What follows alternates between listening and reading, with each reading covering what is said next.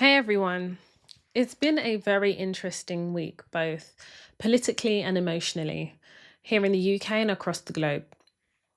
There's a few things I need to say before we open up the podcast. Not allowing yourself to be used as a political tool and understanding the weight of your voice and your words is really important, especially as women, but even more so as Black women. Society, the media, often commit to misunderstanding us. Our voices are weaponized. We are made to feel, made to look as though we are heartless, as if we don't understand the complexities between humanity and politics or humanity and life in general. How you choose to live your life is completely up to you. However, I'm just going to caution you to really understand what's happening in society at the moment. We are very much in a very divided country here in the UK, and politically, both here and across the globe, there are so many issues and there's so many things that are happening, and it is galvanizing our voices. It's forcing us to have an opinion and almost to be vocal. But I caution you. I remember a couple of years ago, I was listening to something and someone said, listen, you don't always have to lend your voice to a conversation. People may be saying things that you believe in or actually would agree or would say exactly like that person. So why do you feel the need to say it if you know it's been said already? Sometimes there's just a power in saying nothing when it's already been said. And I walked away thinking, you know what, you're completely right. Like, you don't always have to give an opinion about things that have already been spoken about. If you agree with that opinion and share that opinion's already been shared. So for you to want to die on that hill of opinion can only be for attention or to have some sort of additional impact or just so that you could have a say. Sometimes you don't always have to have a say, especially when the conversation is so fraught that it's enough for you to support by not having to say anything. I don't believe that we in the UK are experiencing free speech. Now, free speech needs to have boundaries and there needs to be rules and regulation that govern that free speech. And I'm definitely one of those people who agree. But the true freedom of speech is not experienced here in the UK. We are being controlled. The narrative is being propelled in a way to make you believe that there is freedom in speech, but there is an arresting nature of that freedom, and it's important that we acknowledge that. I will be the first person to tell you that I think there's certain conversations that should never be had in the workplace. And I think previously I've said this in earlier podcasts where I say things like religion, political leanings should never be a discussion point in an office. And I think as things are moving and as we see things in the world, there is often a need to have these conversations. But I just want to let you know, as women, and especially as Black women, there is a power in silence. What is understood need not be explained. Welcome to the Toy Talks podcast. Toya Talks. Council estate to corporate space. First gen Nigerian setting the pace. From Goldman Sachs to PwC. Building legacies for all to see. This lecture couldn't stop this flow. Law degree, just watch me grow. Masters of the game we show. Every sister how to own their throne. Toya, let me show you how to navigate and elevate, that's what we do. Black Queen, energy growing. So in the last episode, I spoke about TfL going on strike. That strike has obviously now come to an end. And I think the impact was definitely felt. It was a trending topic all over the news. London ground to a halt. It was a standstill, let's be real. The transport system is a fundamental fabric in this society. No transport system, the country ain't moving. It rains, the country ain't moving. Like, if there's NHS is too much pressure, the country ain't moving. So the impact was felt, and that was the intended objective of the strike, as well as, you know, protesting against work and pay conditions. TfL workers did a strike, and obviously supported by the RMT union, and hopefully they come up with a solution. Otherwise TfL will strike again. You know, one thing I really like about TfL workers is they will do the things. You understand? They don't do cha cha cha cha cha cha, still talking, cha cha cha, be talking. They don't do all of that cha-cha-cha. If it gets to a point where cha-cha-cha is too much, they'll just strike. Because that's how you have to affect change, especially if you know the power that you yield, you know. So I really respect TfL workers. And it also lends itself to another conversation about what's happening in Birmingham. Because I see that that's not been propelled into the spotlight of news, especially with BBC. You know, BBC already, I really have issues with how they report. But in Birmingham, you know, the bin men have been striking for 6 months. In Birmingham, come closer. So they are striking similarly to TfL workers on pay mainly and working conditions, but it's mainly pay. So they have been striking, and no word of a lie, right? The constituents, the people them in Birmingham have been saying that they've been seeing rats the size of cats. The public health crisis that's happening in Birmingham as a direct result of bin workers striking is mad. But again, I don't know what the government is doing, because I'm not hearing a lot. And for a strike to be ongoing for 6 months is crazy, especially within the UK, because that could never be London. So if the bin workers were striking in London, it would, again, it's a fundamental fabric to the functioning of our society. It wouldn't just pass like that. You understand? It definitely wouldn't be going on for 6 months. But again, I only question the impact, other than the health crisis that's being created in Birmingham, in terms of the impact of these strikes, because if it's ongoing for 6 months, clearly, you know, there is not enough power being wielded by the bin workers. I don't actually know, and I'm going to do a lot more research, because I need to get to the bottom of it, because the research I did, it threw up a lot more questions than it did answers. So this whole strike happening with the bin workers in Birmingham is a to be continued conversation, because I think it lends itself to affecting change and how we use our voices to affect that change. We're living in a society where protesting has been curbed. I feel like ever since the resurgence of Black Lives Matter and the previous government, which, you know, restricted our ability to protest, people have had to find other ways to affect that change in protest. So the bin workers, for example, have said, we're down in tools, we're not collecting your bins. Let's come around the table, let's talk about fair pay. And even the residents of Birmingham have said, listen, just give them what they want, because we can't live like this. However, when I look across the news, I'm not seeing anything. You know, I'm not hearing anything. So I'm just wondering, number one, how much of an impact? Number two, how seriously the government is taking this? And number three, the extent of the health crisis that's being created in Birmingham, which will have a rippling and domino effect in terms of healthcare services in Birmingham. You know, if you've got rats the size of cats, is Birmingham becoming like a cesspit for a breeding ground for diseases as well? Because with these animals like rats comes diseases, comes other health concerns as well. So I'm definitely going to do a bit more research and come back here. If you are living in Birmingham and directly affected by the bin strike, can you email me at hello@toyatalks.com?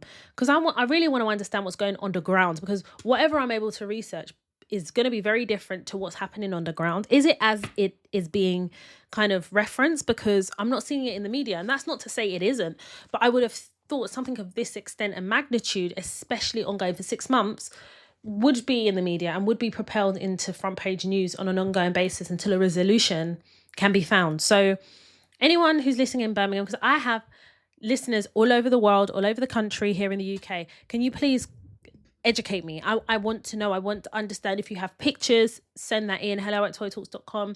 Subject box, put Birmingham bin strike. I don't know. Just something that will like capture my attention, because I really want to know what's going on in Birmingham. But again, in terms of TfL workers, let's see what happens, because as we go into the winter months, typically this side of the year, that's where you get the strikes more in terms of like impact, especially if it's cold, people need to get to work, it's darker later. Again, that creates a safety concern as well, especially if people are traveling late, or they're using, these Lime bikes, or these Boris bikes as they call them as well, especially where the roads are packed. There's so many. Oh my God, what is happening? What is happening in the UK? I feel like there's this tension, this division, it feels tense is the way I can describe it. It just feels a lot at the moment, and there's so many moving parts. But one part that will never be ignored is I was about to say the Conservative government, but it's actually Labour. But as I always say, they're cosplaying because they're really Conservatives anyway. I guess just on the conversation about the government, I don't know what's happening with Labour Party, but Keir Starmer's going through it, isn't he? He really is, because Angela Rayner obviously resigned as Vice PM. And Paul Ovenden has quit Labour. Yeah, he's quit Labour because he has emails from 2017 of a very sexually explicit nature, where he discusses, it's alleged, he discusses Diane Abbott in a very sexual manner, in which there was a conversation about shag, marry and avoid, and other sexually explicit conversations had in his emails in 2017. And this has come to the forefront now. I don't know how or why. And Paul Ovenden has quit. And it's crazy because the statement that and obviously this is alleged, by the way, but he has quit because of it. So I don't know how alleged it is. But he said that obviously he doesn't want to draw attention to himself or distract the party or whatever the shit he said, other than to say, I am unbelievably ashamed of what has happened. I take full responsibility for my disgusting behaviour and the disrespectful, offensive communication about Diane Abbott. That's what he should have said. That's what he didn't say, because I don't see a lot of apologies towards black women personally. I just don't. And I don't know whether it's because we are perceived as not worthy of these apologies that should be rendered, or whether it's just how society sees us, and therefore apologizing to us is not kind of pushing forward this narrative, this negative narrative that people have. I don't know what's going on, but it's crazy to me that his first reach is not for an apology and forgiveness from Diane Abbott. And I maintain, as I always have done, that the way in which Diane Abbott has been treated by the Labour Party is deplorable. It's giving racism, it's giving prejudice, it's giving disrespect, it's giving disgusting. And I personally don't know. I mean, I believe she's still suspended from the party whip. I don't know whether she has intentions to return. And I wish and hope that she's safeguarding her mental health, because she has endured. She has endured. When I hear the word endure or endurance, I literally think of my fellow black women, because this endurance, this surviving, this trauma is wild. What Diane Abbott has experienced as a member of the Labour Party needs to be studied. There needs to be a book. There needs to be something. But I really, really hope that she's surrounded with love and support. And I really hope that she's speaking to somebody, because what I have seen and read and, what she's spoken about, it just gives me continuous bouts of trauma. And in my head, I'm just like, is it worth it? Do we get to a point as women, as black women specifically, where we're just like, is it worth our mental health to continue this? Is it? And it leads me to another point where I just think sometimes, listen, one thing with me is I'll meet you on that hill. You want to die on that hill? Let's die together on that hill. Not, I mean this figuratively, not actually. But I've previously said this in a previous podcast. I understand when, as black women, we just say enough is enough and we just walk away. Because not all the time do we have the capacity for the fight. Simple. I always say to people, your mental health comes before everything, because once you lose your mental health, you've lost everything. And I truly believe that.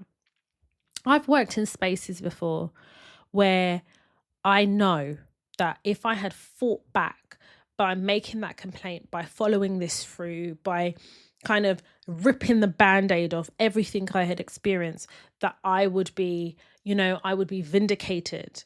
But I know that in going through that process, I'm also compromising my mental health further. And sometimes there is a power of just saying, you know what, I'm not doing this fight, No. I'm going to put my mental health first. Now, that's not to say there's not some fights that need to be fought, because you all know, especially my long-term listeners, that I will do that fight. You want to go on the hill? Let's go to the top of the hill. In fact, let's flip in, go to the mountain. I'm willing to do that. But I also know what I have the capacity to withstand and what I have the capacity to do. And I know when I've had enough. Do you know what I mean? So I never kind of judge or question why somebody just walks away from a situation. But I also equally balance that by saying that there is also a strength in fighting and advocating for yourself, because no condition is permanent. The storm will pass, it will wither, it will, you will come out the other end. And you want to be able to look back and say, I fought for myself, whether that was walking away and choosing your mental health, or actually doing the fight. Two of these things can be true at the same time. And I think one of the things I always say here on the podcast is, you need to have certain things in place, like 100%.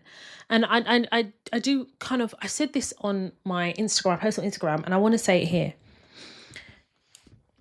I have a lot of people that reach out to me, and I may have said this before, but boy, this is a rolling conversation. If you don't have the basics and you come to me for help, I'm not going to help you, because you have to also help yourself. There needs to be a responsibility you have for yourself. You can't want more for yourself than I want. You need to want more for yourself than anyone else.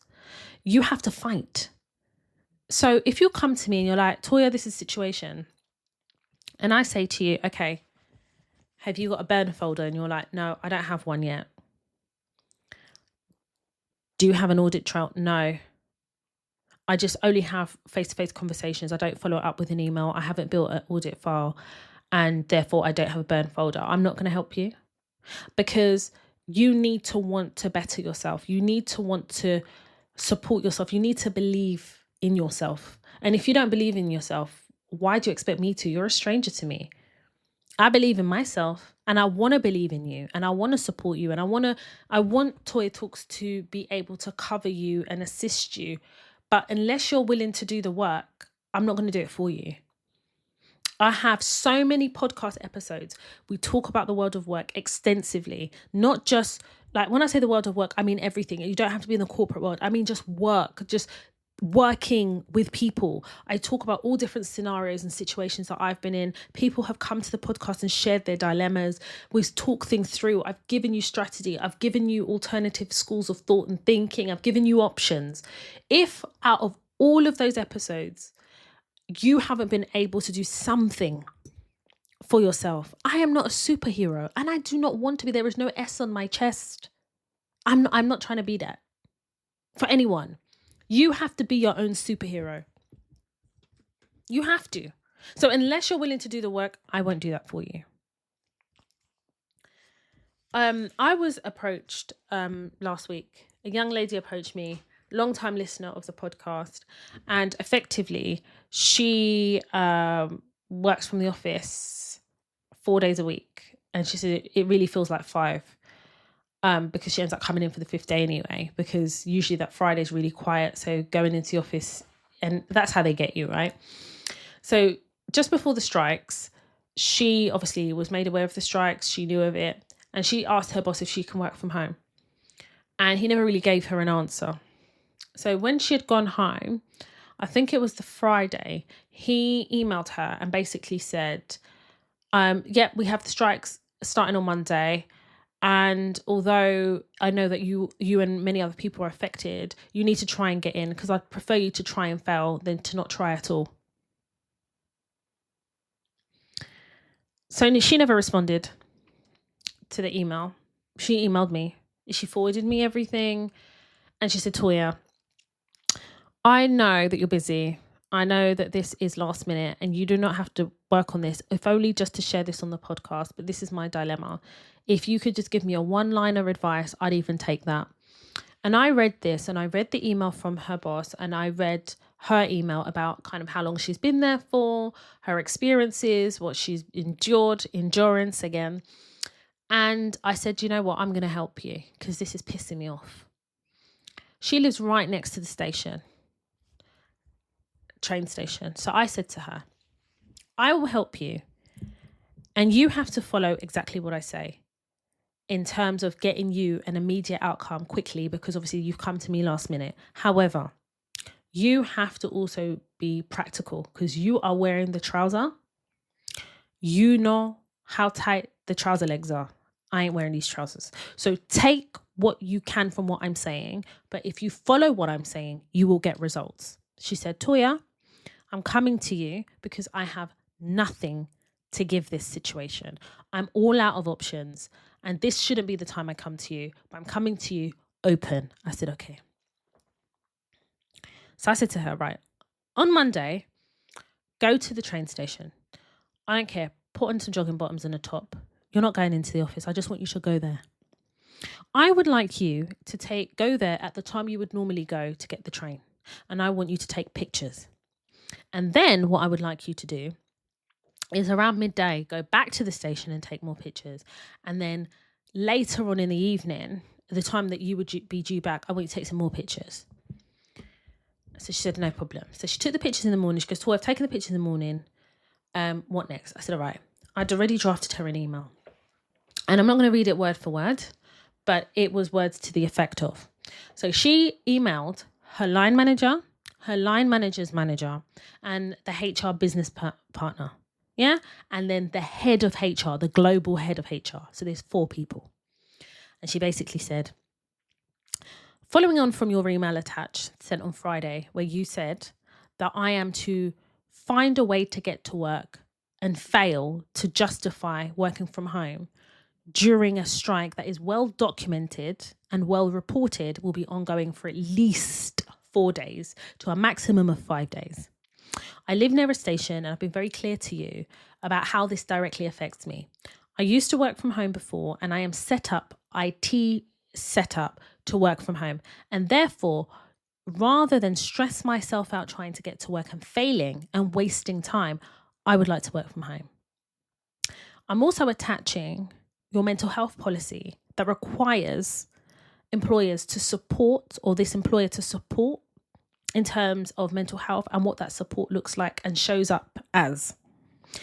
Also, I need to draw your attention to your duty of care towards me, which also relates to your mental health policy.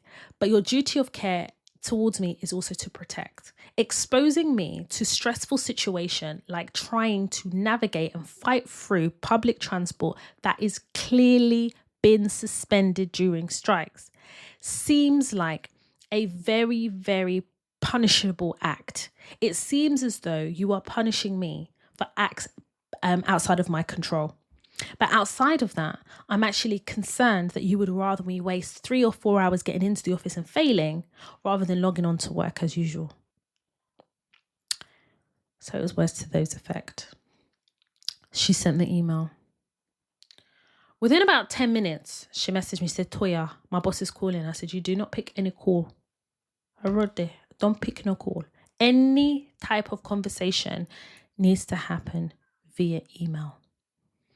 And we are now building upon your existing burn folder, because she had a burn folder. And this is what I want to say. She's got a burn folder, got a feedback folder, everything. She is the listener that listens to receive knowledge. So she acts on what I say. She was even in her email to me, she was quoting podcast episodes. So this is somebody who is committed to this journey here. She also shared with me that she was passed up for promotion, some of her other experiences. I said, we will deal with this separately. We are building a case against this guy because this is the precedent that he's setting in terms of how he deals with you. Everything else shows a pattern of behavior. She goes, Toya, I get it completely. I said, good. HR then reaches out to her and says, of course, it goes without saying that you can work from home. This is a national strike And there can be no expectation that just because you live near a station or have proximity to one, that you should try and fail to come to work. Because the likelihood is that you will fail. And even if you didn't, the stress and the magnitude of these strikes means that even going home, you'll have to leave early. Can you see logic? Logic for the logical. I said to her, HR is not your friend. But this HR seems to have brain because they know employment tribunal is knocking. You understand me? Right. So long story short, obviously now she's copied all these people in, and I said they're all going to have a meeting about this email, because it's not just about the email. They have to have a meeting about him, because you're only quoting what he said. And what you're doing now is using the policies to support your employment. That's how you do it. You don't have to be loud voicing. You don't have to cry and scream. Those are things are not required. I said, but when you go back into the office, he is going to make things uncomfortable for you. And what you're going to do is build upon this to make a formal grievance complaint and call out all the things in your burn folder that have led you to this point. Anyway, long story short, the promotion that they passed her up for, they're investigating it. They're investigating it. The grievance complaint that she wrote, it read like a love story, my love. Honestly, when I say a love story, I mean that like metaphorically, not an actual love story. But it was so well written. There was an episode called Closet Racist where I talk about a formal complaint that I had to raise, and she basically used a lot of the framework in that in that complaint that I read on the podcast to formulate hers. I'm so proud of her. I am so proud of her. She then said to me, she says, Toya, I don't want to get signed off work, but I need some personal time. And she shared with me the policy, like they have like, the policy that sits behind annual leave. They have personal days. I said, why don't you take it as a personal day? But ask for more personal days, because I think they give them 2. So I said, ask for 5. Based on all this, your experience. She asked for 5. She said to them that she doesn't want to get signed off from the doctor. But what she does need is some time away from work to just really sit in the situations that she has been in and just sit back. And they gave it to her. So the first step of the grievance is that they're going to have, he wants to have a meeting with her, just her and him. And I said, it's not happening. So they're having a meeting with the HR business partner, the head of HR, her line manager, the guy, and they're going to try and find a resolution. What she has been clear about what her expectations of a resolution is. And the expectation is that she's also put in a request for flexible working 3 days a week from the office as opposed to 4. But she said that upon reflection, it's probably going to be 2 days, but she said that she's happy to manage it. And she goes, the peace of mind that she felt working from home for those 4 days is a peace that she hasn't felt in the 3 years that she's been working in that place. She's going to send us a follow-up email, but what she did say to me is, she said, Toya, what you're doing in the podcast is more than I think people really understand. It's a warm hug at the end of a really difficult day. It's a support system and a safe space in an era of work that is very, very uncomfortable and has been for a long time, but even more so now. She also said that as far as she's concerned, the podcast is not only needed, it's educational. It needs to be part of a syllabus. I'm so, so, so proud of her, because I can understand like why to an extent you wouldn't be asking for flexible working if you felt uncomfortable or things were happening. But I think it's important to know what your rights are as an employee. You have a lot of rights, especially with how employment law has evolved to really cater to employees. And I did say I need to capture that in the masterclasses, which I will be. But I will be sharing a lot more updates, employment updates. I'm on employment courses as well to support the podcast. Yeah, I'm doing the work. So I can't do the work while some of you just wait for the work to be done. I'll do the work. You take the knowledge, build upon the knowledge by doing your own research and really start advocating for yourself. And you see, advocating doesn't have to be loud. But there is a protest that needs to be done, even from your seats of your offices. You need to protest. And protest, what is that protest I'm talking about from the seats of your offices? Is advocating for yourself. No, I'm not going to accept that treatment. No, I'm not going to accept that answer, because I know the policies that sit behind your answer do not support what you're asserting. You almost have your job and then you have the other job of self-protection. It's fucking exhausting, but that's where we're at. And I say this to all women and also my black sisters, because we know the intersectionality between race and gender and how it affects us disproportionately. But even in helping her, like, I'm giving you guys all very much high level of the conversations that I had with her, all via email. And I loved her openness. She said, Toya, I'm here to listen. Whatever you say is how I'm going to do it, because clearly for the last 3 years, it hasn't been working for me. And I said to her, but you have to do the post-mortem of this at the end and understand why it hasn't been working for you. I said to her, you flexed your boundaries. My foot stays on their neck all the time. And some of you are probably wondering why. I have so many examples, and I've shared so many examples on the podcast of negative experiences, mishandled experiences that I've had in the world of work that has shaped and made me who I am today. That I'm able to create a podcast and share it with you and create a safe space where we navigate the world of work safely through strategy.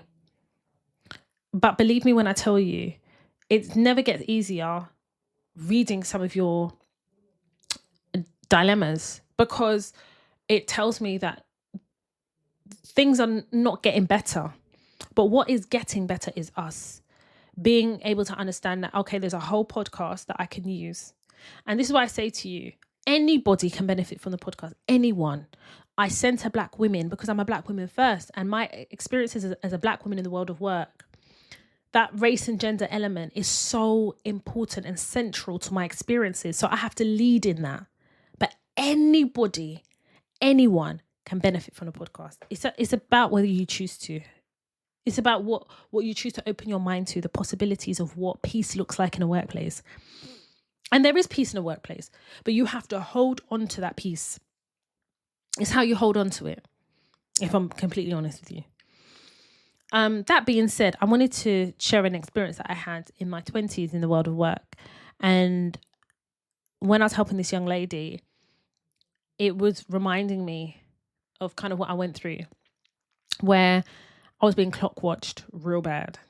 Like, it was to the point where it became detrimental to my health, because anytime I was go to lunch, I'd always come back 10 minutes early. I'd always make sure someone saw me come back to the desk. If I was going to the toilet was the worst for me, because clearly I'm eating food, like packaged food, like sandwiches. So it's going right through me. And back then, I never used to drink coffee. So if I drank coffee, it would go right through me. And I had a manager that was just mad. I look back now and I think to myself, she could never. Because if she would ever try that now, she would be off work with stress, because I wouldn't allow her to think that I can't advocate for myself. The type of woman I am now, crazy talk. I love that the new generation are a lot more vocal about their rights. But back then, I wasn't, because I was still trying to figure shit out. And I really, truly believed in justice and equity. I believed in all that fantasy. It's a fallacy. And there was one time I'd gone to the toilet and I had the shit. It was real bad. So these times I'm trying not to splash the bowl and get backsplash. I've run out of toilet roll and I'm trying to figure out how I'm going to get to the next cubicle without somebody like coming in right at that moment when I've got my knickers around my ankles. But I hear the door open and I hear, Toya, you've been in this toilet 10 minutes too long and you need to come out. We've got work to do. My boss had basically timed me. That was the first time I really had confirmation that I was being timed to use the toilet. So I said to her, listen, I'm on the toilet. She goes, okay, I'll wait. And I'm like, pardon? She said, I'll wait. I was so embarrassed. So I said, I've got two choices here in my mind. I was like, either I pull my knickers and leave the excrement in my ass, or I ask her to give me the toilet roll. So I said, listen, I've run out of toilet roll. I was so embarrassed. I said, run out of toilet roll. Can you throw me some over? She goes, I'll do you one better. I'll throw you two. And both of them hit me. I really suffered in this life. I dare a bitch to do that now. Voila. So I cleaned myself up. I left the cubicle. She was standing there watching me. I was washing my hands. She stood there watching me. I opened the door. She was like a few steps behind me. And this continued ongoing. I didn't know it to be bullying at the time. I just thought, I don't know what I thought, but it was bullying. About a month later, I had a UTI because I was withholding going to the toilet, because I thought the less time I go to the toilet, the more less I'll be a target. And also, how can I go to the toilet and then be clock watched? I'm not going to use it with ease, so I'd hold it in. And I just got to a point I was like, I can't do this no more. And a couple of my colleagues was like, oh, you need to tell HR, and these are the times when we thought HR was on our side, and I was like, I don't know. But it was mentally debilitating working in that space because nothing was ever good enough. I couldn't catch a break, literally. And it was so degrading, the experience in the toilet. And knowing I had a UTI because I'm withholding urine is mad to me. But that was my experience. And I chose to look for another job. Didn't find a job. So I decided that I'm just going to resign. I can't handle this. My mental health can't handle this. Got signed off from the doctor first and then I resigned. And I look back and I was in my early 20s and I wish I could have spoken to myself then, because this is what I would have said. It gets worse. Society will tell you that in advocating for yourself, you're aggressive, you're the problem, the issues are yours and yours alone. And the world of work will gaslight you into thinking that you will never, ever succeed or win or be triumphant in advocating for yourself. All those things are false. Every time you walk away, it has to be because of your mental health. But if you find space to be able to fight and advocate for yourself, that's what you do. You don't want to look back and remember the times when you could have, but chose not to. Not because of anything else other than I just don't want to. Sometimes having the fight is the courage to say, no, I'm not accepting this. You're smart enough to use the system against itself. Centering yourself, remembering that you are not void of emotion and you're definitely not void of expecting a certain level of treatment. It's okay to use your voice to advocate for yourself. It's okay to say, no, I'm not accepting this.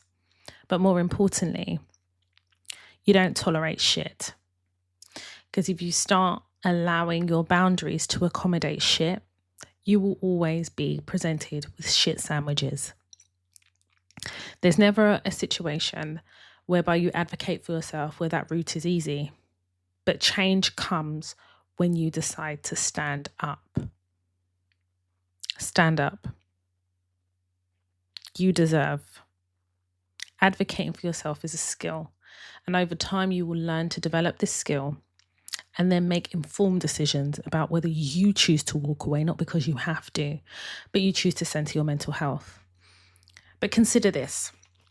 Sometimes in centering your mental health, you have to advocate for yourself. You need to remind yourself of your greatness.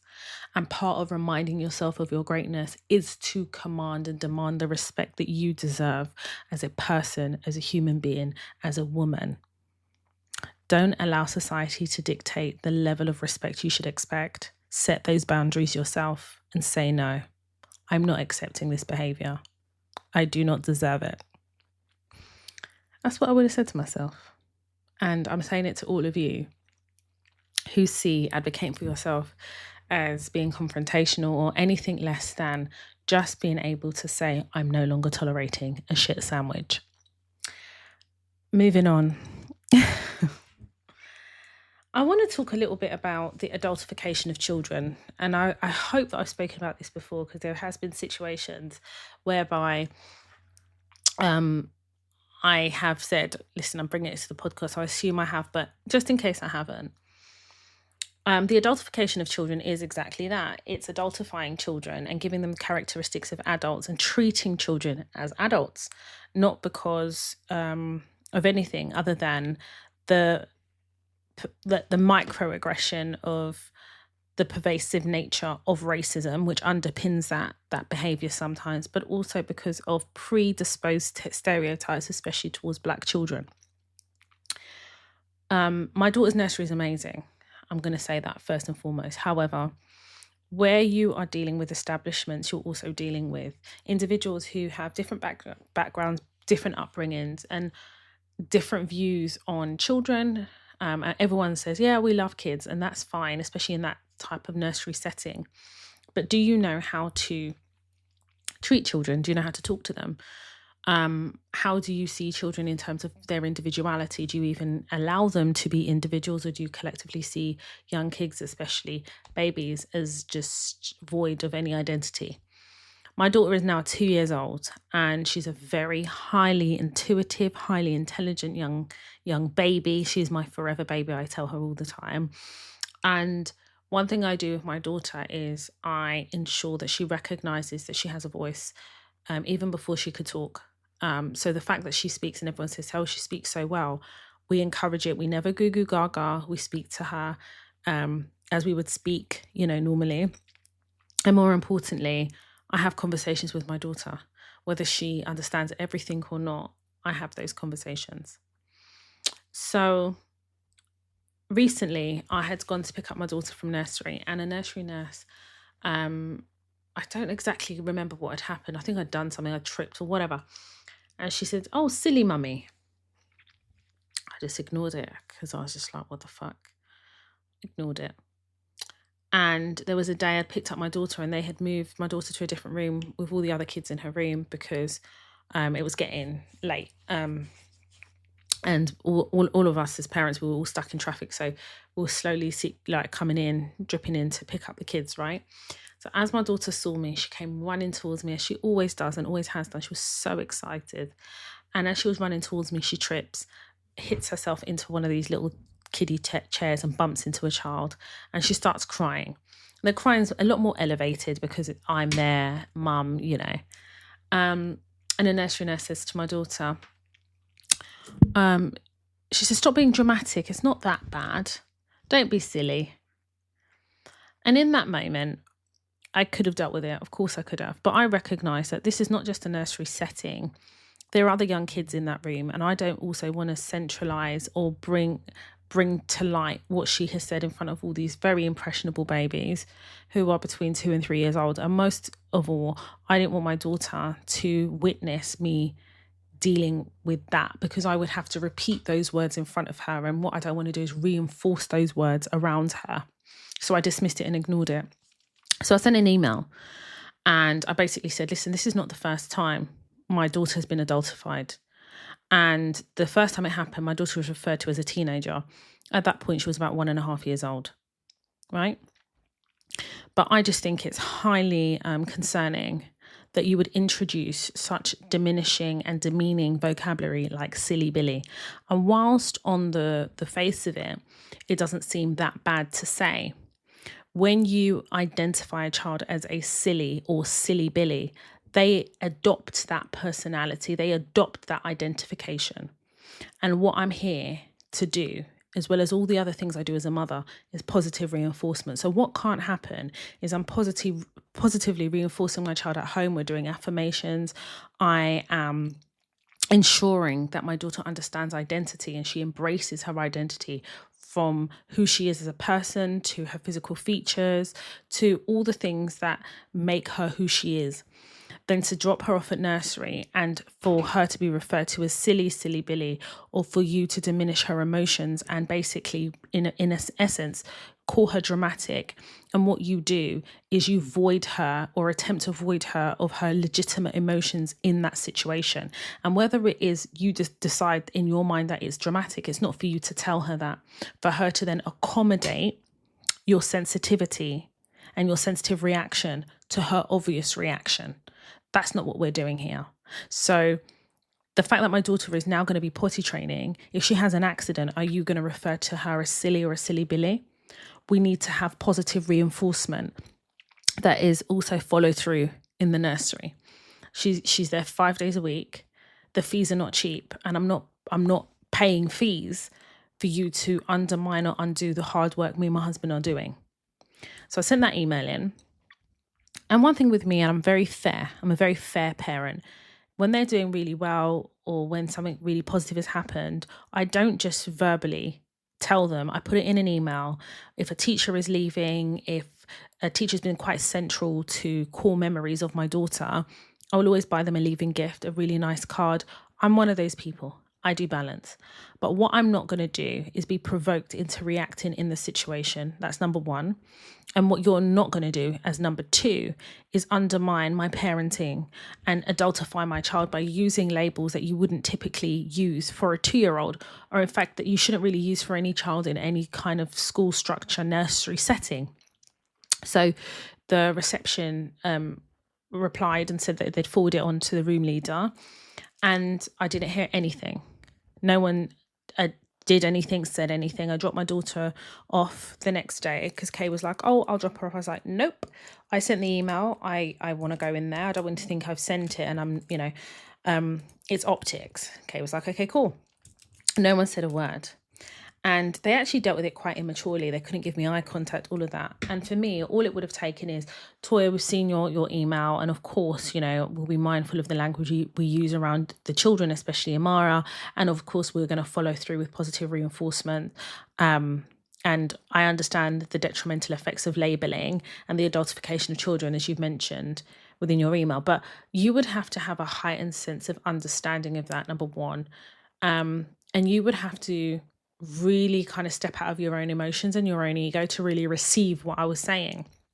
So I didn't really have much expectation, but what I am going to say is the very next time anyone attempts to adultify my child, diminish her feelings, albeit in front of me, or my daughter feeds it back, I'll be making a formal complaint. I think it's really, really important that you ensure that you're engaged with your child's education, and that is from nursery.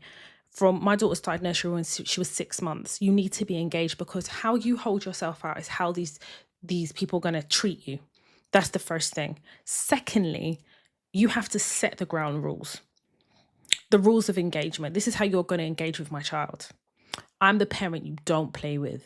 Don't play with me, because you have an outstanding rating, and I'm quite happy to undermine it if you're not going to do what is expected of you as a nursery setting or as a school setting. I've previously shared with you that I was a school governor, and I had to step down just because work and everything else. And I will be resuming that post soon, because it's really important for me to stay close to the education system, because my daughter is literally growing up part of it, and it has changed so much from when I was in the education system. Bearing in mind, my daughter is growing up in a completely different area, and the access to certain things that she has, I didn't have those things. But the point is, the system of education is still the same. The curriculum is to an extent the same.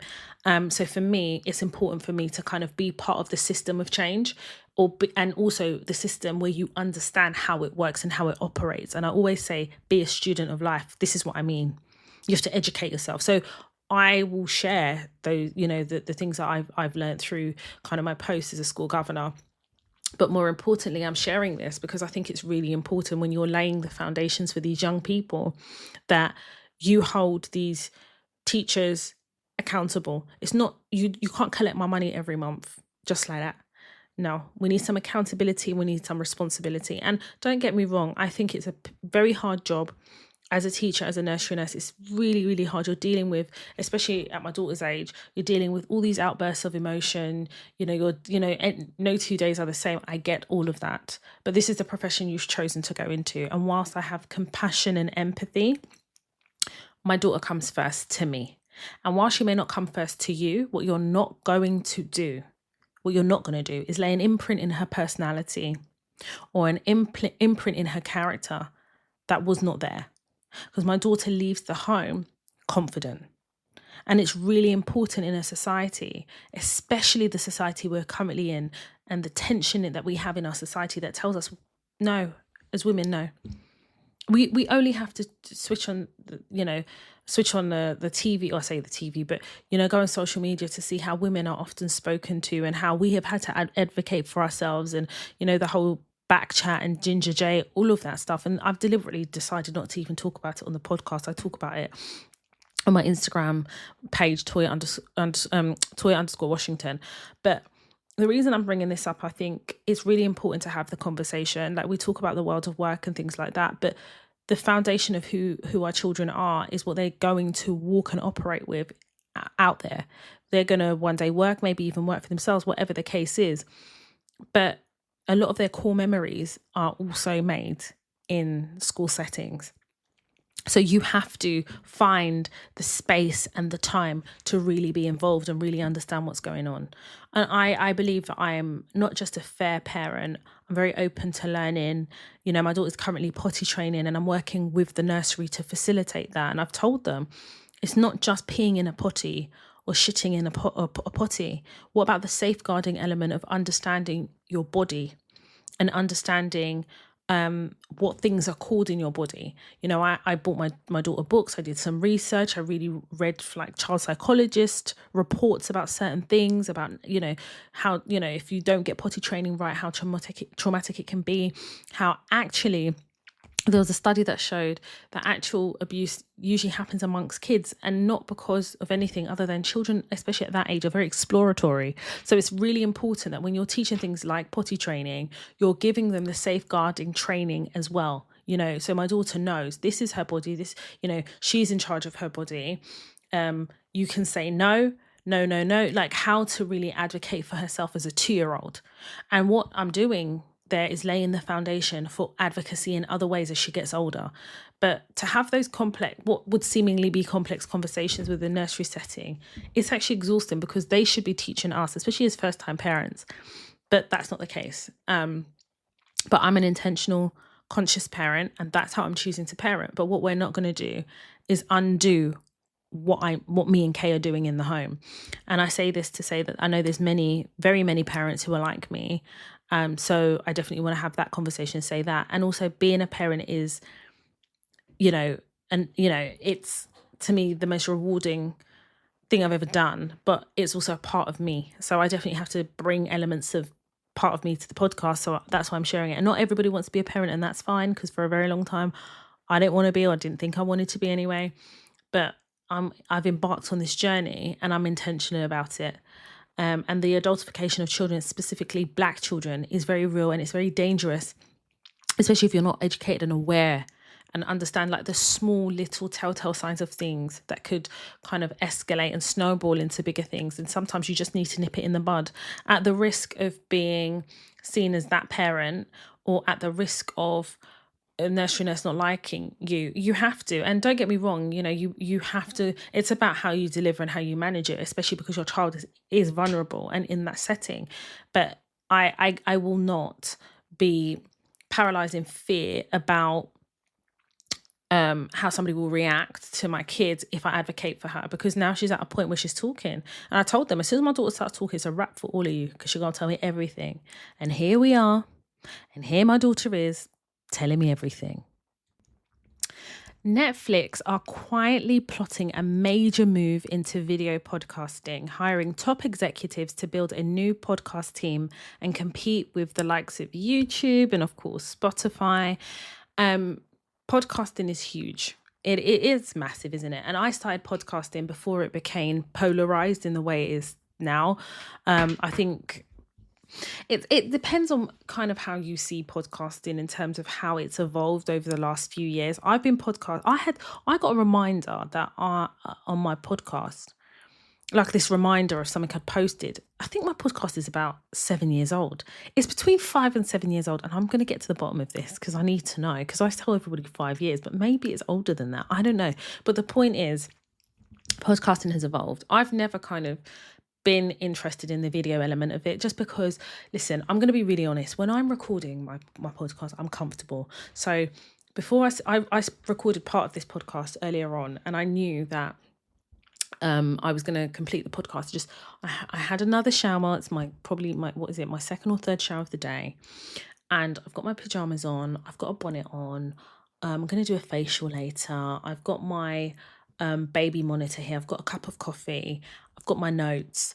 And I've got my mic. And I feel like it's just the most comfortable way to podcast without worrying about lights, camera, action. And for me, the most authentic delivery for me is to be might be comfortable. And that's not always glamorous to people who are expecting you to like have your eyebrows on and your lip gloss and lip liner and have a nice shadow up into the sky. That's not me. And I'm not saying that everybody's like that, but I can't be like worried about how I'm recording and the sound and then worried about a camera or whatever. I'm not going to spend thousands of pounds on going to a podcast studio just to have kind of the aesthetic of, for me, podcasting is about the truth. It's about being comfortable. I imagine that a lot of you listen to this podcast either on your way to work, while you're cooking in the kitchen, whatever the situation is, but you're comfortable when you're listening.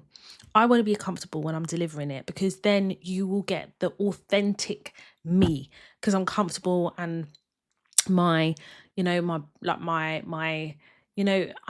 not like creating, so I'm hoping that you get why I don't video, because I have been asked that before and I was almost slightly offended. I was like, why do you want me to do that? Like, why do you want to see me? You can hear me. And sometimes we need to operate from a space of listening. We all need to listen more. And I feel like podcasts that don't have videos requires you to listen and tune in. You know what I mean? Be present and correct. I don't want no distractions, because my lip liner is halfway up my nose. Yeah. But yeah, just on Netflix, as reported by its_on-site on Instagram, Netflix is taking its talents beyond movies and TV shows. Reports say that the streaming giant is quietly recruiting a podcast executive to launch its own video podcast division, setting its sights on YouTube's tight grip on over 2.5 billion podcast ad market. With more than half of podcast listeners now tuning in visually, Netflix entry could shake up the entire industry. Are y'all here for Netflix podcasts, or should they stick to binge-worthy shows and movies? I think there's always a space, and I feel like the space thrives, podcasting space thrives with competition. And I think, as well as that, I'm really tired of kind of like Spotify's grip on podcasting. And I feel like there needs to be that competition to keep podcasting interesting from a platform perspective. I think there's definitely more opportunities that can be given to podcasters in terms of kind of marketing and making money, because unless a brand kind of approaches you, and don't get me wrong, I think you get more from brands when you visit video podcasts, but it's just kind of not how I've set myself up. So maybe I could record snippets, but I'm not going to record the whole podcast. I'm just not,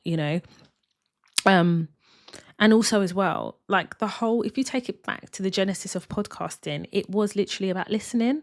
Like the video element now, if you're on your way to work, are you going to take out your phone in this phone snatching society we live in and have the video and watching? Like, it's just a bit weird. Just like YouTube videos, we're going back to that day, and I don't think there's anything wrong with it. Everyone has their preferences, but I definitely think Netflix coming into this space is brilliant.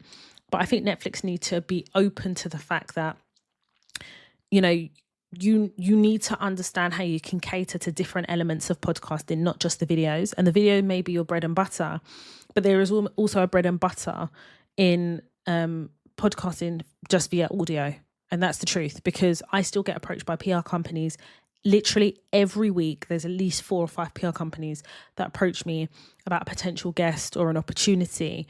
I still get brands approaching me about doing collabs. But again, if you're not aligning with the objective and the ethos of the podcast, I'm not going to do it. So I can count on one hand how many collaborations or how many sponsors I've had. I haven't had very many. I fund the podcast all myself, from the equipment down to the software, everything. But if an opportunity arose, of course, I would always be welcome to collaborate.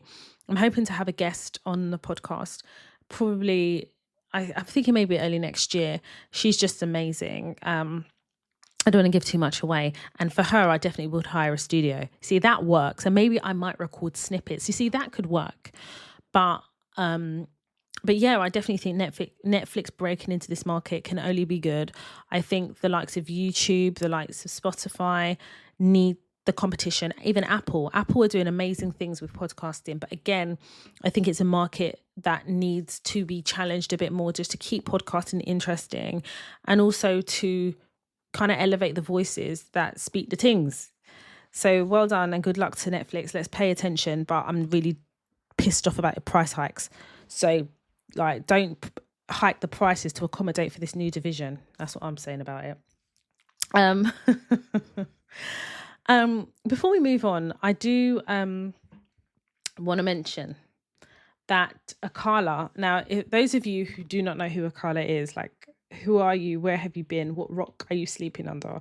He is actually the brother of Miss Dynamite, and I'm a millennial, so we all know who Miss Dynamite is. And it's not just millennials, I'm sure the Gen Zs know who Miss Dynamite is, but Akala is, I guess the way I would describe it is a black activist voice of the people. I don't know how to explain Akala, because I feel like his activism has been tremendous. It's been groundbreaking in terms of the things that he's spoken about, the platforms that he's been on, and he's willing to shake the room and the table. But you don't really know him, the person that kind of is behind the voice. So anyone who's got any connections to Akala, can you ask him if you come on podcast? I'd love to have a chat with him. Can you see now how I'm asking for things? Yes, because I know that we have people who are connected listening to this podcast, and me too. I need to leverage that connection to beef it up. Listen, if Netflix can explore podcasting, visual podcasting, me too. I can explore other opportunities to beef the podcast up. Not like he needs any more beefing, but we need to continue to evolve. That's how I'm advertising myself. But yeah, Akala is about to drop a new documentary for BBC Three about the state of Britain, a kingdom divided. So I'm reporting this from Instagram, Black Kings UK. And this is the synopsis of the documentary, and I will read as follows. Britain is at a breaking point. Public services are collapsing, inequality is deepening, and unrest is growing. Akala, Divided Kingdom, is a feature-length documentary that launches an urgent and provocative investigation into the state of the nation.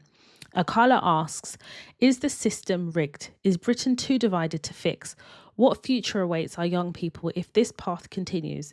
To find answers, he hits the road, blending personal reflection, candid interviews, and powerful archival material, from anti-immigration protests to Al Trencham, to striking bin workers in Birmingham and London's housing crisis. The film unpacks the discontent simmering across the UK, hearing from everyday people on white working class identity, racism, and loss of trust in traditional media and politics, featuring voices including MP Zahara Sultana and Rio Ferdinand. It also questions how the media distorts public perception and whether democracy is truly working. Raw, unfiltered, and unflinching, the film captures a country on the edge, yet amidst the chaos, it ends on hope, spotlighting individuals doing vital work to uplift young people and imagine a better future. More than a film, Akala, Divided Kingdom, is a reckoning, a call to confront reality and reimagine what Britain could become. I am excited because a lot of what is in the synopsis speaks to this podcast. I think that it's really, really important that this documentary happens, because I hadn't even read this synopsis. I knew that I wanted to read it for the first time on here to really understand. I'd obviously seen a brief about a documentary, but never read the synopsis. And it speaks to this episode. I've spoken about the unrest. I've spoken about Birmingham. I've spoken about all these things. I'm concerned, especially being a mum. I'm concerned about my daughter's future in the UK. So I'm also exploring, is there an opportunity to leave the UK for my daughter to have a better future? All these things are things I'm considering, because Britain is in the worst state it's ever been. I've never known the UK to be this bad in terms of unrest, in terms of immigration, in terms of the government, in terms of politics. And when you see what's happening in the Labour Party, and obviously I mentioned Paul Overton and Angela Rayner, but I didn't actually talk about I call him their lord because he's not my lord, their lord Mandelson, the ambassador to the UK, to the US, who basically was sacked because of his friendship with the late convicted sex offender Epstein. Even when you see what's happening in government, you just think the chaos that you're seeing, especially within the current government is a reflection of what's happening in society, and it's really, really concerning.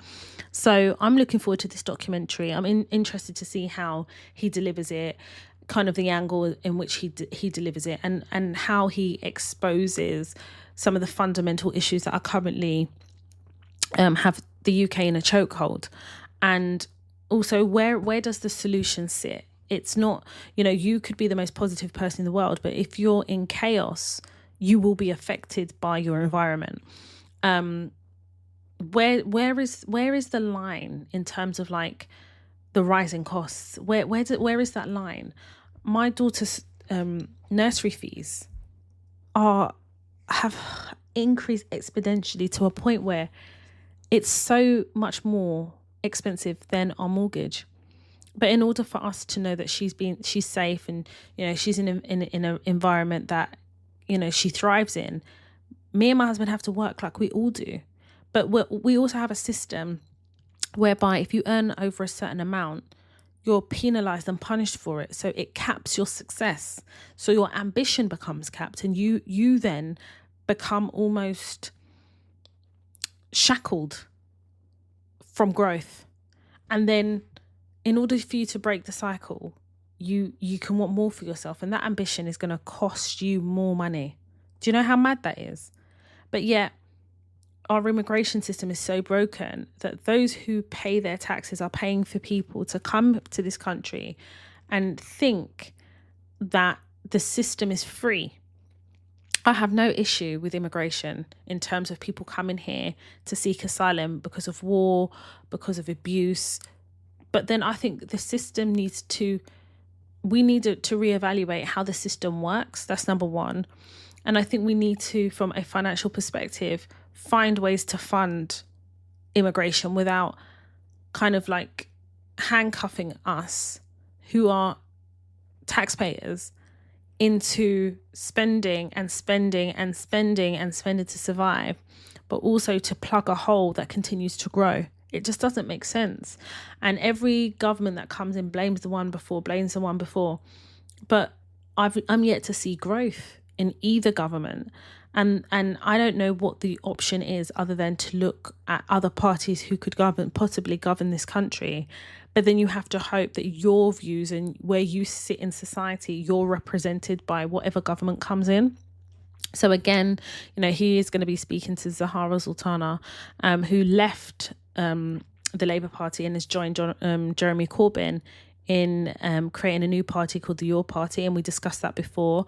I'm doing a lot of research. I know that there is they have launched like meetings that they're going to have to kind of develop the party and stuff. So I'm really interested just to educate myself and come here and share with you guys. But make sure that you keep an eye out. I will kind of put reminders here on the podcast of a Carla's documentary that will be on BBC Three called A Kingdom Divided. So on last week's episode, I spoke about the lack of transparency in salaries, and I specifically around bonuses as well. And I shared with you that I uncovered that a colleague of mine got £5,000 more than me in her bonus. And whilst I was very clear about it not being a competition, it was about the cloud of deceit, if you like, in not being fully transparent about the metrics that are used to measure bonuses. And it's the same metrics or similar when they're determining salaries. And what you have is you have a disproportionate amount of people, and especially ethnic minorities. And I will go as far as saying I would lean into really believing Black women are discriminated against through pay and the inequality of pay. So the fact that there is a kind of mutual understanding that you don't talk about salaries and stuff like that, and not transparent, it's a breeding ground for prejudice. It's a breeding ground for inequality and pay disparity. And it's different in the US, where they're a lot more transparent about salaries. I've seen US roles where they're just really clear about it. And even when you're in the world of work within the US, it's not like a secret in the same way it is here in the UK. It's almost like there is a shame attached to actually being honest about salaries, but it's a way to control how much people earn, and it's a way to disguise discrimination and inequality by creating almost like a a cloud or a curtain around pay transparency, albeit salaries and or bonuses. So I think I shared with you kind of like my rationale, what my plan was moving forward, and how I'm going to manage that if I'm still here next year, because I don't know, maybe I might get offered like a once in a lifetime role and end up leaving, I don't know, putting that in the universe. However, something really interesting happened today, and I really want to share that because I was really pissed off about the whole bonus. And I was pissed off simply because unless I know what metric is used to decide, how then do I know that fairness has been applied? Unless I know how people have arrived at their decision making about salaries and bonuses, unless I understand the metrics that are used, how do I know that fairness has been applied? So I'm erring on not being fair and the lack of fairness. But something I've always been really clear about is understanding that you're a brand. You are in the world of work, irrespective of your sector, what you do for a living, you are a brand. And this is why I give no fucks about people's feelings when they try to come for my brand. So I shared with you about a colleague a couple of episodes ago about a colleague who basically tried to make me into like the joke, making jokes that are not funny, trying to ridicule and demean me, and how I had to drag him, and I addressed it. I dragged him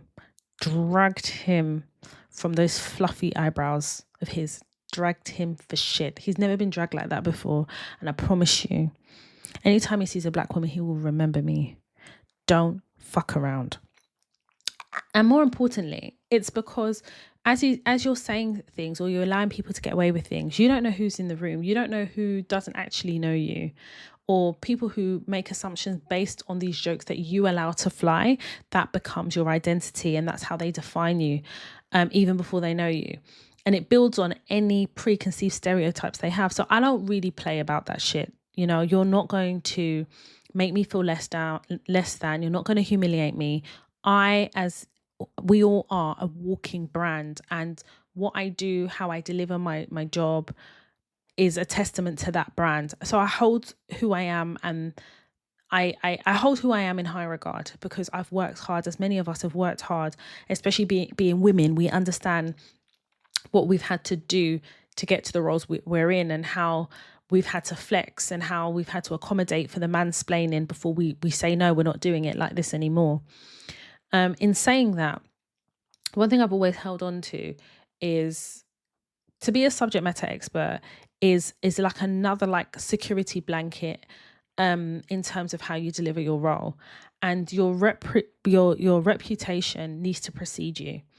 And don't get me wrong, I love to laugh. I'm personable in as much as we're in a professional setting. I know how to be professional and play the kind of office political games.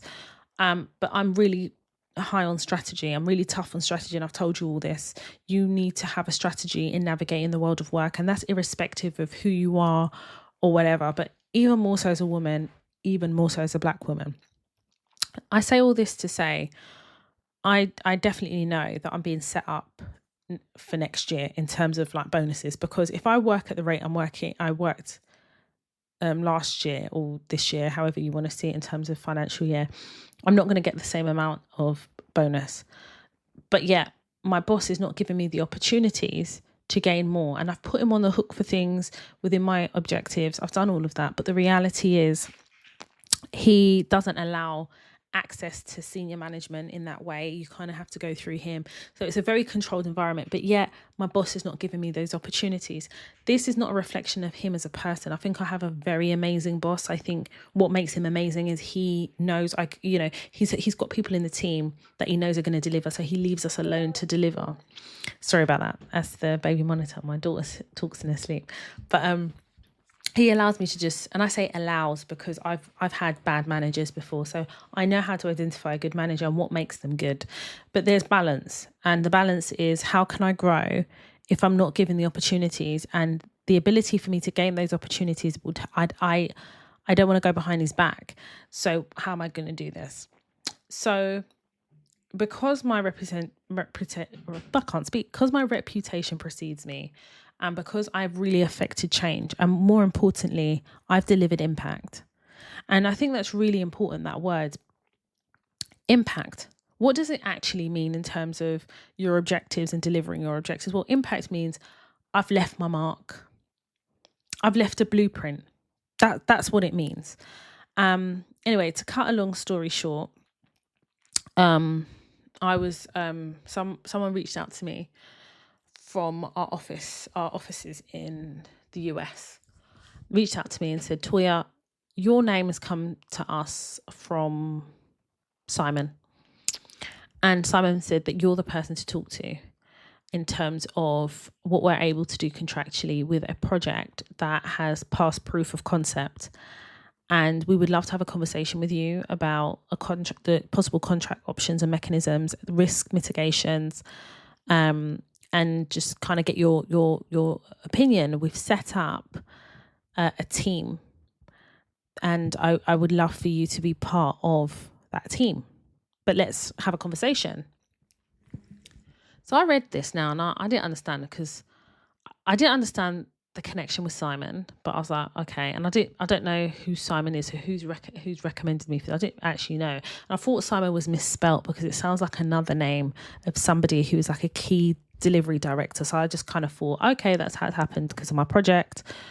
So I had a meeting with my boss. I had my one-to-one with my boss, and I said to him, I'm going to be working on something, So he was like, who got in contact with you? So I said, Simon, but I don't really know. I don't get it. And I was like, who is Simon? I've never heard of this guy. So I just assumed it was a misspelling, and it's actually the delivery director that recommended me. And my boss was like, no, Simon's my boss. And I was like, oh, fuck. So effectively what's happened, his boss has other direct reports, and a project passed proof of concept. They needed commercial contract management and some procurement advice.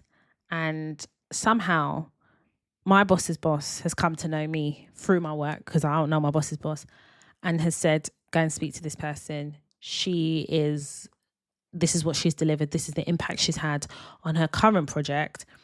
I think she'll be invaluable to help you guys. That's what's happened. So my boss had the shock on his face, because obviously my boss is trying to make an impression on his boss, who is his new boss. My boss has had several bosses, but this is his new boss. He's trying, and also it's kind of circumvented him to get to me.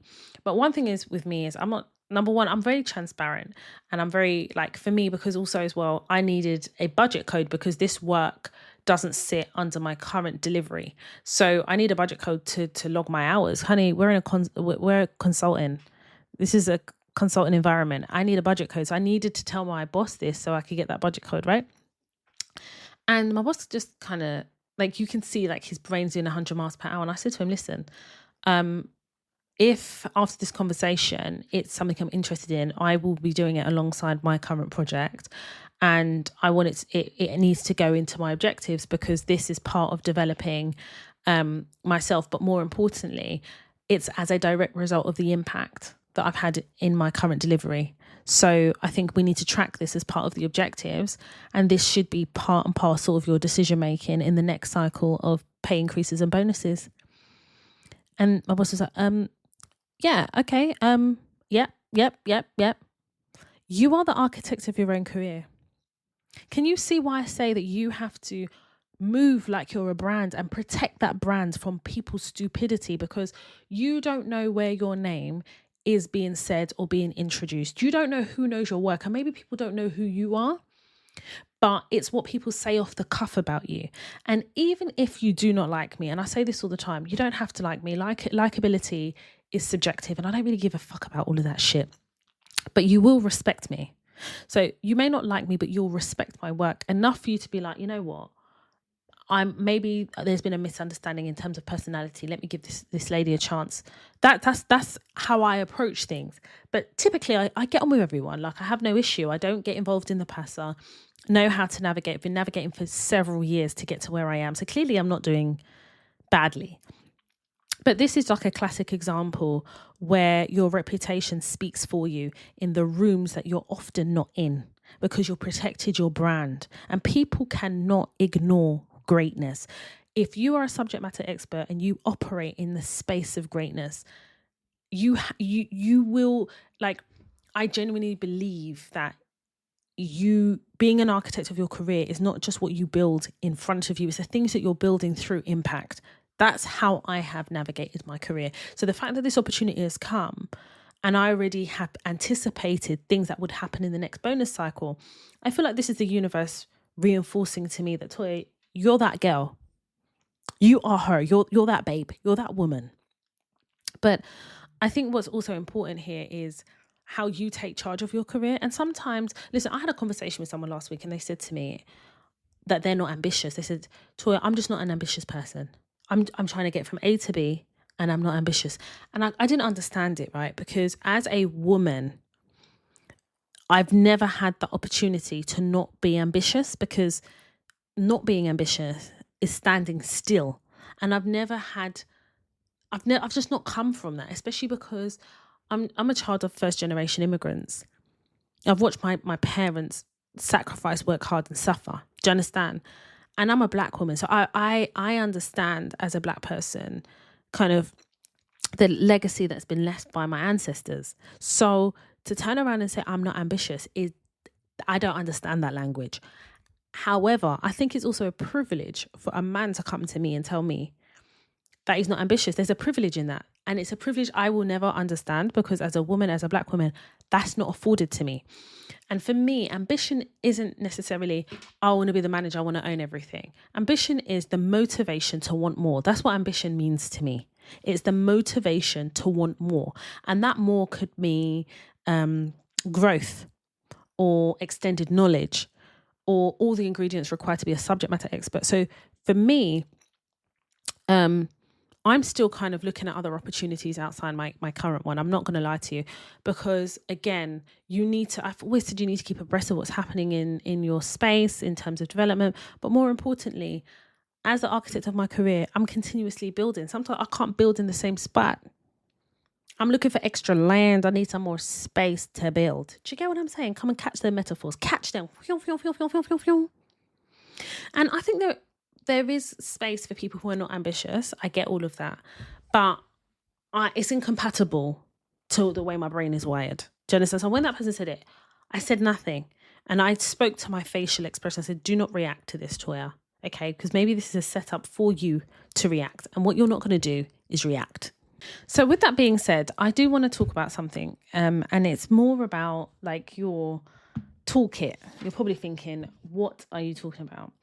And for me, it's the 3 pillars of career self-protection and self-advocacy. So those of you who listen to the podcast for a long time would have heard me talk about a burn folder, a feedback folder. But I want to introduce a toolkit, and I've like defined it and everything. And I am going to have to put it on my website or something. I'm going to have to figure this out. But I've really spent time developing this. So the feedback folder I have renamed. I've renamed the receipts folder. The burn folder stays as is, and I've got a new folder called the blueprint folder. So let me just kind of read to you what this toolkit is about, right? So the receipts folder is the feedback archive. It holds the day-to-day comments, recognition, and acknowledgements you've received from internal and external stakeholders. The reason this matters is because these small notes and thank yous and bits of feedback may feel minor in the moment, but together they build a narrative of how you work, your collaboration, your teamwork, delivery, and execution. The receipts folder captures how people have received you in their own words. And I think it's so important to have this folder, previously named the feedback folder. It's called the receipts folder, because what tends to happen is people forget, and people forget sometimes out of choice, but because people feel like, well, you're just doing your job. But the point is not everybody can do your job. You understand? So when someone says, oh, you've done amazing, everything, put it in the receipts folder. The receipts folder captures how people have received you in their own words. It is important. So now let's move to the burn folder. So a lot of you know this burn folder, but the burn folder is your audit trail. It documents suspect behavior, microaggressions, contradictions, and breaches of policy and unfair treatment. Now, the reason the burn folder matters is because it's your protection. When your position has been made untenable or you need to defend yourself, the burn folder becomes a powerful tool of evidence. It holds the receipts that, if revealed, could burn those responsible. It ensures you're not left voiceless in the face of systematic or individual bias. That's what a burn folder is. Did you receive what I said? Do you understand what a burn folder is? It's an impact record. It's where you document measurable outcomes, and it's where you document evidence. Do you understand? That's a burn folder. You understand me? It burns those responsible. So let's talk about the blueprint folder. Now, this is a new folder.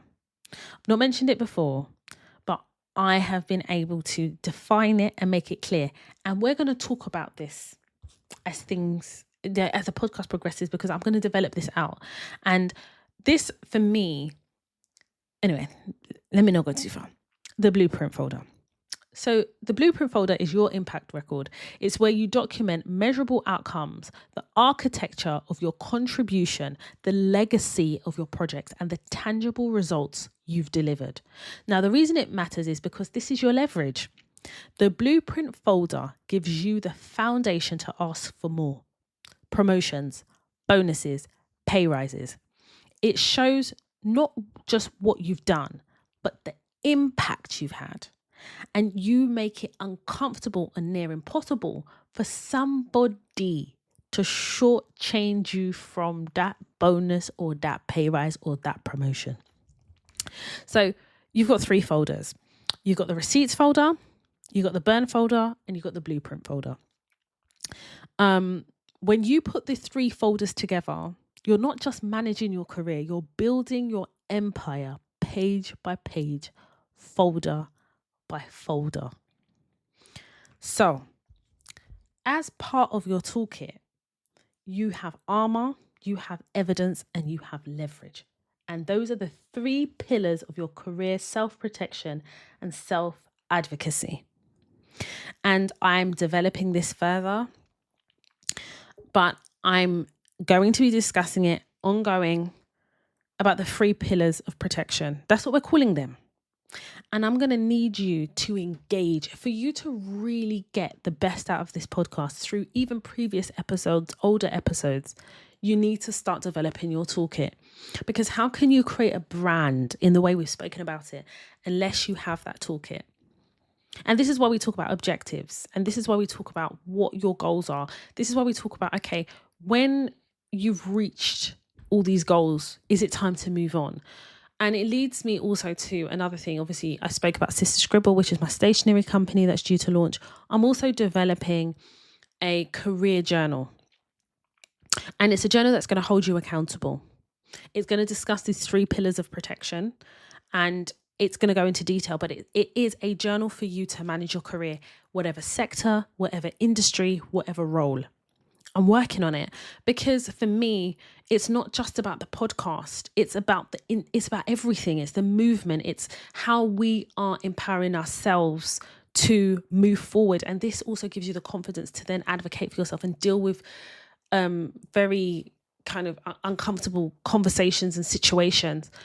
So yeah, I hope that makes sense. I hope you're benefiting. I really hope, because I'm so passionate about this, as you all know. And I'm developing this out further.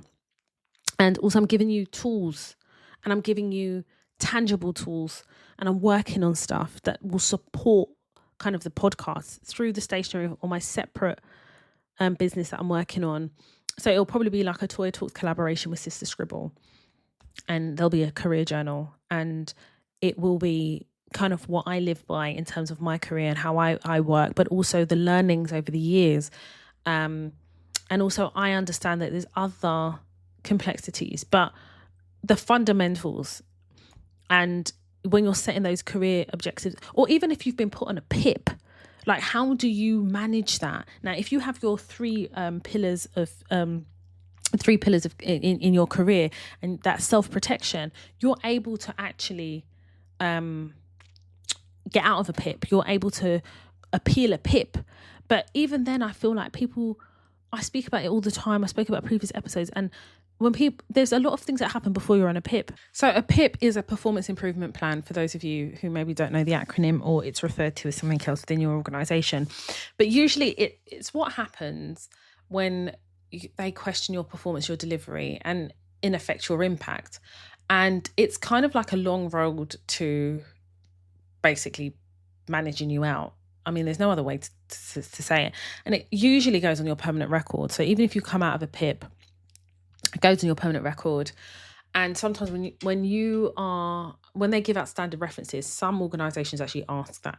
Have you ever been in like some type of performance plan? Not all companies, but in effect, it's like a kind of like a blip on your career in your current place. And there is a potential to have a domino effect on future roles. But the point is, before a pip happens, there's all this other stuff that happens. And you have to get to a point of discernment as well. You have to be able to anticipate what's happening. This is why I'm talking about navigating the world of work. But I definitely think as part of kind of having these 3 pillars of protection, you're able to manage a pip if it comes before it becomes an official pip. Does that make sense? And I'm all about anticipating things before they happen, or especially before they go south. You know, you can't always anticipate things before they happen, but what you can do is kind of like see the direction that things are going in, and understanding then what you need to have in place. And those of you who are creating burn folders in the situation, those of you who have not already started to develop, you know, these folders, I'm just using my Jesus mind, and I'm using the power of the ancestors to beg you, because what may appear to be perfect to you is blowing up in the background. And in the same breath that you don't know the rooms in which your names are being brought up in, it could be positive or negative, and you just have to stay ready. It's exhausting, I know, it's tiring, and it's fucking draining. But what is more draining is when you're ill prepared. And what I'm trying to do is prepare you just in case. And also, I'm trying to place you in a situation whereby you cannot be overlooked because the evidence is overwhelming in your blueprint folder, for example. So yeah, I wanted to share that because I was really excited to kind of develop that, and I'm still working on it. But for the purposes of the podcast, I'm sharing it here. Your receipts folder, your burn folder, and your blueprint folder. Come on, just be quick about it. I also recently saw a post on Instagram by Caliber Careers, and it talks about Gen Z moving towards a career minimalism. It's so interesting because what they're saying is Gen Z are rejecting the idea of climbing the corporate ladder. So what is career minimalism? And it's a new mindset trading the traditional corporate ladder for a flexible lily pad career. The core idea is a job provides stability, but passion and ambition are pursued outside of it. In a nutshell, your job is what you do, not who you are. The data behind the shift is a new Glassdoor report, which confirms this is a major generational shift. For Gen Z, a job is primarily a means to financial stability. They are deliberately decoupling their identity from their employer. Passion projects are saved for off-the-clock hours and side pursuits. The rise in side hustles, and 50% of Gen Z have at least one side hustle, the most of any generation. Side hustles are meant for creativity, identity, activism, and entrepreneurship. So what does this mean for companies? Well, leadership gaps. Companies may face shortages as fewer young professionals chase traditional management tracks. Irrelevant, standard career paths and incentives are losing their appeal. And the challenge is that workplaces must adapt to these new definitions or growth, ambition and success, which makes complete sense because I did say earlier, like, I don't think it's always about climbing the career ladder. For some people, it's that. For me, it's about development. And I have passion projects outside of work. I have Toya Talks. I've got here the podcast. I've got my stationery company that I'm about to launch. And as a creative, I need that. I need an outlet and it's the irony is completely different to what my day job is. But the point is, my career is not my identity, and it should, for me, I don't think it should be. And if it is for you, then that's fine. But for me, it doesn't define me. But what it does do, it pays the bills. And I'm good at it, and I'm a subject matter expert. So for me, there is an element of challenge that comes because I feel like my career constantly challenges me in a way that I need. And I kind of fell into my career, I was meant to go on and be this lawyer, and I soon realized that's actually not what I want to do. And actually, now I'm consulting, and it's what I enjoy doing, and how I deserve. I believe that I deserve to see success as I define it for myself, but more, people's career changes through the years. And for me, what has been consistent about my career is the evolution of it. So I definitely agree with that. I'm a millennial, but I definitely understand where Gen Z is coming from, especially with how AI is developing. The traditional jobs as you know it will no longer exist. So Gen Z moving this mindset is actually quite innovative in itself, because they're adapting to how technology is changing. And to make your job, your identity, is dangerous in a space where your job may not exist. So I definitely kind of agree with the analysis here. And I'm following Caliber Careers, which I just think their posts are amazing. So we'll be referencing them.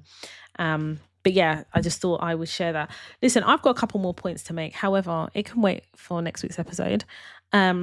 I've enjoyed this episode. I hope you've enjoyed it too. I hope you're receiving it. And I hope that it's landing well with you guys. Sister Scribble, my stationery company, launches in October. October, coincidentally, is my birthday month, but also it is Black History Month in the UK. And that is not a mistake in terms of me wanting to launch Sister Scribble in October to coincide with Black History Month. Sister Scribble, go on to the Instagram page, which is Sister Scribble, all one word. And it's basically, for me, redefining and injecting creativity into stationery. And it's stationery with a twist. It's with a different.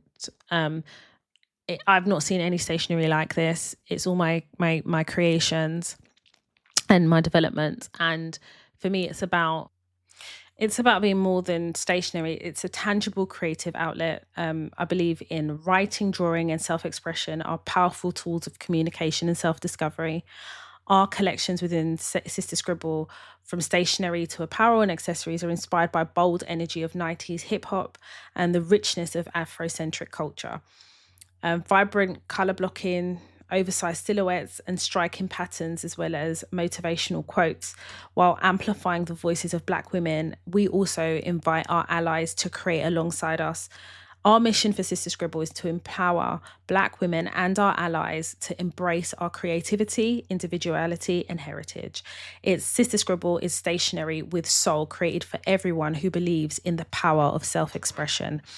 So if you're not following me on Instagram in terms of Sister Scribble, go ahead. Sister Scribble, all one word, SISTAHSCRIBBLE, and the website is sisterscribble.com, coming soon. But you can kind of subscribe to notifications and you will be notified when the website launches. I don't have a launch date yet. I just know it's October 2025. And those of you who are new to the Toy Talks brand, welcome. There is a catalogue of episodes, and the show notes are descriptive of what is in the episodes. I have been doing this for a very long time in terms of podcasting, so we cover so many different topics, but more importantly, we talk about real life. The objective of the podcast is to teach, educate, and advise how to navigate the world of work safely, and in turn highlight the path of our success to create a safe space to share. I centre Black women first because I am a Black woman, and I centre then all women and then everyone else. I talk about world issues that affect us in the world of work, from politics to culture to whatever. And it all comes down to how we navigate the world of work. So welcome if you're new here. Hello again to all my regular listeners, and thank you for your support as always. If you want more information about the Toy Talks podcast, we have a website, toytalks.com.